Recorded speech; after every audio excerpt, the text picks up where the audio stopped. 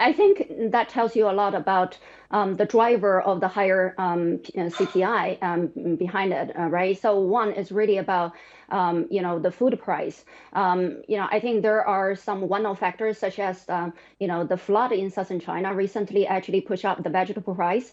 But also I think when you just open up the economy, there's a lot of pent-up demand, and then you somehow still have some supply bottleneck, and that actually also push the price somewhat higher. You mentioned the pork price, right? There could be a lot of catering demand for pork, at this moment, and also the concern about another outbreak, swine flu, that actually could push up the price.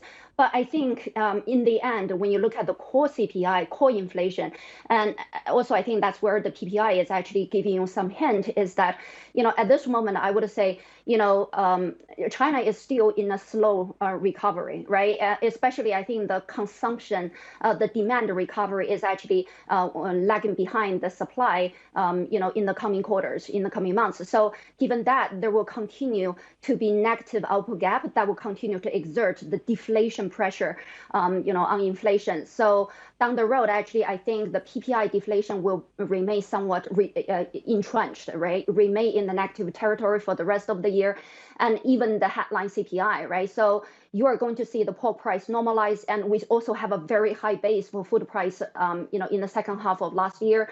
So headline will, decline, and probably come to negative readings as well by the end of this year, and also core inflation will also be under pressure.